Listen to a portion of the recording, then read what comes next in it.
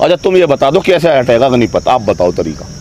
लागू हो गया तो ये होगा कि ये रेल में आग लगे, ये होगा कि पटरी उखड़े, ये होगा कि हाईवे जाम हो। नाम ही ऐसा धर दिया इन्होंने, जो सत्यानाशी नाम ही बुरा है। अग्निपथ, अग्नि में अगर जो निकलेगा, पथ का मतलब रास्ता, टू बन गए ये। पता ही ना सलाह कौन दे ऐसी, हमारा भविष्य तय करते कहीं है लोकसभा में विधानसभा में बैठ करके। जो अपने बिकने की बोली लगवाते हैं वो हमारा भविष्य तय करते हैं कि मुझे कितना पैसा दोगे, मुझे कौन सा मंत्री पद मिलेगा, वो करेंगे हमारा भविष्य तय। देश के सर्वोच्च पद पर ये रह लिए सेना में और ये कहते हैं हमें जरूरत नहीं है। अरे कम से कम बयान तो शुद्ध कर लो। तुम्हें तो आज भी जरूरत है कुर्सी की, तुम्हें तो आज भी चाहिए मंत्री पद। जिनको मंत्री पद नहीं मिलता वो महाराष्ट्र के देख लो क्या हालात हो रही है। हमारा वो भविष्य तय करेंगे जो अपने बिकने का इंतजार कर रहे हैं। कहा जा रहा है देश इस्लामिक हो जाएगा, हमें 80% की वोट चाहिए, 20 की चाहिए ही नहीं। जब देश में मीडिया में डिबेट हिंदू और मुसलमान पे होनी शुरू हो जाएगी, हम समझते हैं कि ये देश के भविष्य के लिए अच्छा नहीं है। और नई स्कीम आई है भाई, नई नई ला रहे हैं स्कीम। जिनके लिए स्कीम ला रहे हैं उनसे बात करिए ना कि भाई कोई भी स्कीम वैसे ले आओगे और देश में थोप दोगे, ये लोकतंत्र है या यहाँ पर तानाशाह तंत्र है? मतलब कितने युवाओं ने आत्महत्या कर ली, कितने युवाओं को ये पता है कि किस तरीका से कौन अंदर जो उसमें आप भर्ती के बाद में 75% कौन निकलेंगे और 25% कौन बचेंगे। आपने ये डिसाइड किया कि जो आज देश की सेना है उसको 75% रखोगे या 25% रखोगे? क्या नुकसान दिखते हैं आपको इस स्कीम में? अच्छा हमें तो ये लगता है कि देश की सेना की ज्यादा की जरूरत नहीं है ना, 25% में काम चला लेंगे, ऐसा लग रहा है। तो नए युवा आएंगे, नए लड़के आएंगे सेना में। जय जवान जय किसान। ये देश में भी नए लड़के आने चाहिए, नहीं आने चाहिए? 90 साल के इस देश में सरकार चलाने की जिम्मेदारी ले रखी है। देश में अगर गवर्नर 90 और 95 साल के बनाए जा रहे हैं तो क्या आर्मी के रिटायर नहीं बनाए जा सकते? ब्रिगेडियर को नहीं बनाया जा सकता? वहां पर जिनके बस की खुद खड़ा होकर चलना नहीं है वो बैठा दिया इन्होंने सीटों पर और कह रहे हैं देश में युवाओं को नए को जिम्मेदारी दी जाएगी। आप 50-50 बार चुनाव लड़ो आपको छूट, आप 50-50 बार पेंशन लो आपको छूट। नेताओं के कितने बच्चे फौज में हैं बताए ना। ये देश के किसान पर पहले इन्होंने हमला किया, अब देश के युवा जवानों पर इन्होंने हमला किया है। इसको वापस लेना पड़ेगा। हमने सभी युवाओं से अपील की है शांति प्रिय तरीका से आंदोलन करो। उग्र आंदोलन लंबे नहीं चलते, हमें कितना भी लंबा चलाना पड़े हम शांति प्रिय तरीका से इस आंदोलन को करेंगे और जो भी ये योजना है इसको वापस कराएंगे। सरकार का कहना है कि एक तो बेरोजगारी खत्म होगी, युवाओं को रोजगार मिलेगा, अग्निवीर का तमगा भी मिलेगा और 4 साल में हो जाएगी। तमगा मिलेगा, वो तमगा लगा करके अडानी और अंबानी के सिक्योरिटी बनाना चाहती है हमको। अडानी और अंबानी के सिक्योरिटी गार्ड नहीं बनना हमें। हमारे अंदर जो भाव है 4 साल में कौन सी उसमें बच्चा नौकरी कर करके सब कुछ फाइनल कर लेगा? कौन सा ऐसा रोजगार है जिसे 4 साल में आदमी स्थापित नहीं कर पाता? 4 साल के बाद में उनको 11 लाख में मिलेंगे और क्या चाहिए आपको? बहुत है। अरे तुम्हें 11 लाख देने बहुत है, आप बता दो क्या है 11 लाख? क्या आता है 11 लाख रुपए में? एक परिवार नहीं पल पाता, एक परिवार के बच्चे की MBBS में एडमिशन नहीं है, क्या है 11 लाख? आप 17 साल से 21 साल तक उस बच्चे का ध्यान डाइवर्ट कर दोगे, वो वहाँ ट्रेनिंग करेगा या पढ़ाई करेगा? अगर वो ट्रेनिंग करेगा तो उसका पढ़ाई से मन हट जाएगा और जब वो शिक्षा नहीं लेगा तो वो रोजगार नहीं मांगेगा।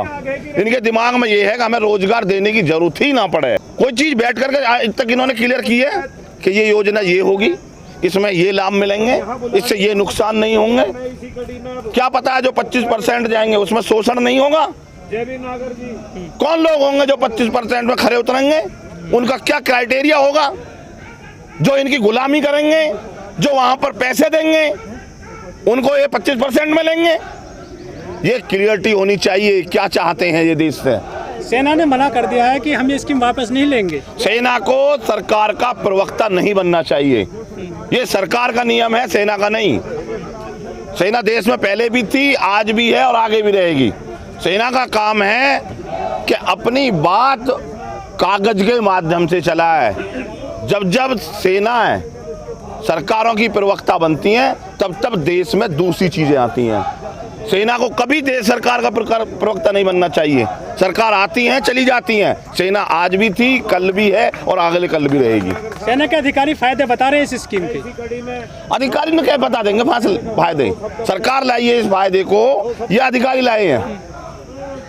सरकार का अधिकारियों पर प्रेशर है। अपनी नौकरी के चक्कर में देश को दूसरी जगह पर मत लेके जाइए। जो युवा आत्महत्या कर रहे हैं उनको क्या कहना है? हमारा कहना है कि धैर्य बना करके रखें, कोई न आत्महत्या करें। संघर्ष ही जीवन है, हमें संघर्ष करना है, शांति प्रिय तरीका से करना है, गांधीवादी तरीका से करना है। और उन्हें ये बताना चाहते हैं कि अगर 13 महीने के आंदोलन में हम कृषि कानून वापस करा सकते हैं तो अग्निपथ योजना को भी हम वापस कराएंगे। लेकिन आप सबसे हाथ जोड़कर निवेदन है कि ये सब संपत्ति हमारी है। और सरकार भी कह रही है ना कि सरकार की है, सरकार सबकी है। इसे ही तो हम कह रहे थे 13 महीने और 2 साल से चिल्ला रहे कि सरकार सबकी होती है। सरकार बीजेपी की नहीं है, सरकार तो सबकी है और ये जो संपत्ति है ये सबकी हैं। तो उन युवाओं से भी हम ये अपील कर रहे हैं कि किसी संपत्ति पर कोई हाथ न डालें, शांतिप्रिय तरीका से बैठ करके अपना आंदोलन करें। एक बयान आया, उन्होंने कहा कि गलत छेड़ दिया इस बार, युवाओं को छेड़ा सरकार। अरे सरकार तो ऐसी छेड़ रही है उसी दिन से। ये जो युवा हैं ये किसान के घर से निकल करके जाते हैं। किसी पूंजीपति और उद्योगपति और लाला के घर से कोई आदमी आपको जवान नहीं मिलेगा। जिसके अंदर ये भाव होता है देशभक्ति का, उसको ये 4 साल में करना चाहते हैं। क्या देश को कहाँ लेके जाएंगे? इजराइल की मिसाइल देते हैं। इजराइल में जो विधायकी का चुनाव लड़ता है वो सर्वप्रथम पहले 4 साल फौज की नौकरी करता है। किसने की है फौज की नौकरी में से? तो आप इसको वापस करवाना चाहते हैं, इसमें संशोधन होना चाहिए? हम पहले ये पूछना चाहते हैं कि इसका क्लियरेंस क्या है। कोई क्लियरेंस नहीं है इनके पास। और हम सरकार से निवेदन करना चाहते हैं कि जो सेना प्रमुख हैं उनको अपना प्रवक्ता ना बनाएं। वीके सिंह है, बीजेपी के सांसद भी हैं, मंत्री भी हैं, वो कह रहे हैं कि जिनको जरूरत है वो आए, हम जबरदस्ती नहीं बुला रहे किसी को अग्निवीर योजना में। हाँ, तो ऐसे ही जो बयान लेके जाएंगे ना। कोई कह रहा है इनके नेता का हमारे वहाँ पे बीजेपी के कार्यालय पे रहेंगे, कोई कह रहा है कि हमें ज़रूरत नहीं है। तो यही तो है इनकी सोच। इनकी ज़रूरत थी, इनको एक्सटेंशन तक के दिए गए। इनकी ज़रूरत थी तो मैं किन्हीं को फिर कैसे दोबारा से देतागिरी करेंगे? देश के सर्वोच्च पद पर ये रह लिए सेना में और ये कहते हैं हमें ज़रूरत नहीं है। अरे कम से कम बयान तो शुद्ध कर लो। तुम्हें तो आज भी ज़रूरत है कुर्सी की, तुम्हें तो आज भी चाहिए मंत्री पद।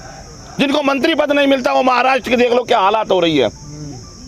हमारा वो भविष्य तय करेंगे जो अपने बिकने का इंतजार कर रहे हैं। जो रिटायर्ड सैनिक हैं वो भी इसके फायदे बता रहे हैं। अरे कोई नहीं बता रहे, वो बता रहे हैं जिन्होंने अंधी भक्ति की पट्टी बांध ली है, वो बताएंगे इसके। वो तो कृषि कानून के भी बता रहे, वो तो नोटबंदी के भी बता रहे, वो तो जीएसटी के भी बता रहे। वो तो अगर ये कह देंगे कि ये जो भी मोदी जी कहेंगे कि अब दिन नहीं निकलना चाहिए, रात रहनी चाहिए, रात में अच्छे काम होंगे, तो उसी को मान लेंगे।